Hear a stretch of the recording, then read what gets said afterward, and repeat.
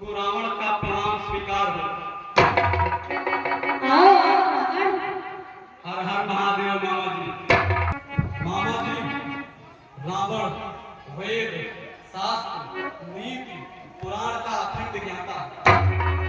और जब हम किसी के यहाँ कुछ मांगने आते हैं तो बैठने का हक देने वाले का है, मांगने वाले का है। अतः आसन आप ग्रहण करें। और वैसे भी आप हमारे मामा आप ठीक है रावण, बताओ क्या कारण है, आज कैसे यहाँ आना हुआ? तुम्हारे चेहरे पर इतनी घबराहट क्यों दिखाई दे रही है? मामा जी, बहुत समय हो चुके थे राजकाज में संलिप्त रहते हुए, और कुछ विशेष समस्याएं भी राज्य में आने लगी। अतः हमें इस प्रकार से प्रतीत होने लगा कि आपके अतिरिक्त कोई और समस्या का निराकरण नहीं करता। अतएव महादेव की आज्ञा के अनुसार आपका कुशल क्षेम पूछने के साथ साथ उस समस्या पर आपसे विचार विमर्श मंत्रणा करने के लिए हमें यहाँ पर अपने रथ से आना पड़ा। क्या तुम्हारे ऊपर संकट? कैसे? बताओ, मुझे क्या करना होगा तुम्हारे लिए?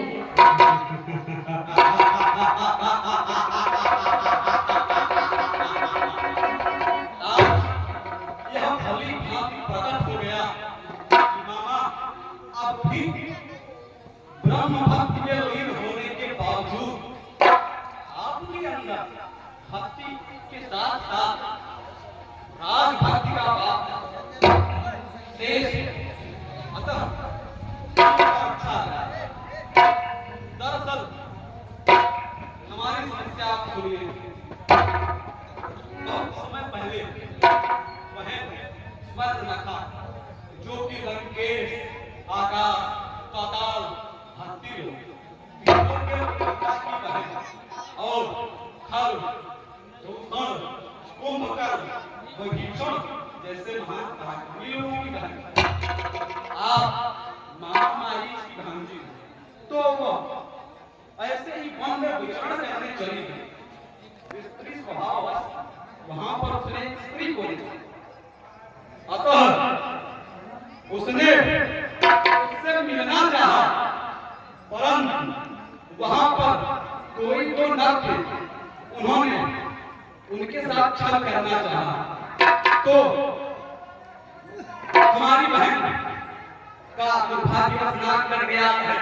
वह बच्चे पता नहीं किस तरह मारने में सफल हुआ। अब हम आपसे चाहते हैं कि चलो मामा तू माया में बन जाना, मैं बाबा जी बन जाऊंगा।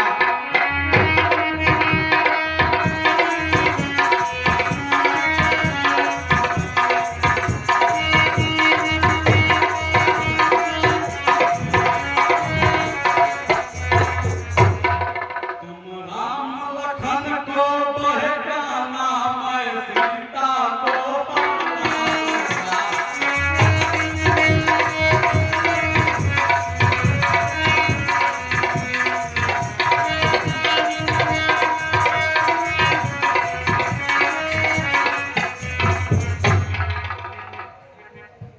ये कार्य उचित नहीं है, मैं ऐसा नहीं कर सकता।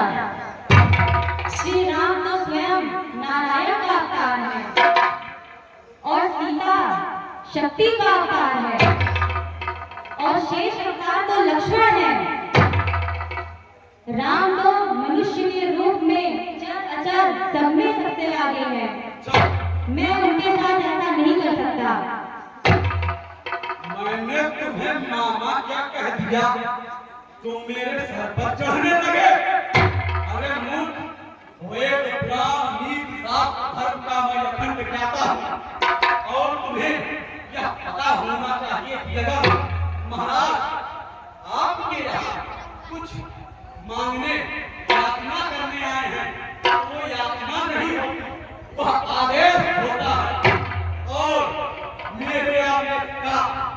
उल्लंघन करने वाले इस दुनिया में नहीं रहते।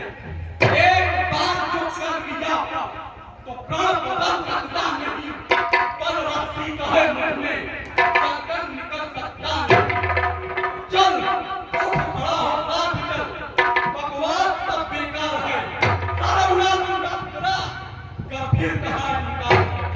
अब ज्यादा ज्ञान बताएगा मामा तो तेरा सारा ज्ञान भुला दूंगा, और सीता को हरने से पहले तुझको यमपुरी पहुंचा दूंगा।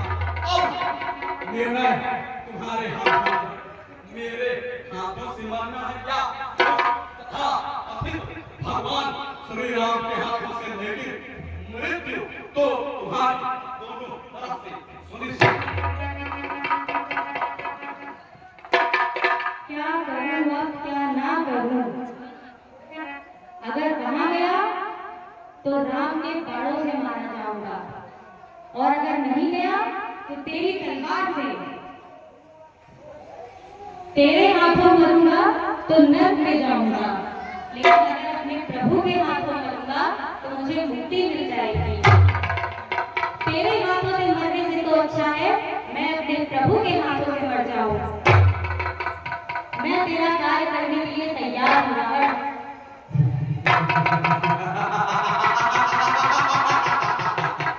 कहा जाता है ना कि बिन भय हो न परी। यह भूतकाल, वर्तमान का, भविष्य का, तीनों समय यही उचित है कि प्रेम बिना भय या बिना प्रलोभन के नहीं होता। यह मानव दानव सब में नियत है। अब चलो तुम एक स्वर्ण मृग का रूप ले लेना और किसी भी तरह से राम लक्ष्मण को वहां से हटा देना, ताकि उसके बाद तुम जानकी को बचाने के लिए स्वयं परम पिता परमेश्वर ब्रह्मदेव भी आ गया तो मुझसे नहीं बचा सकते।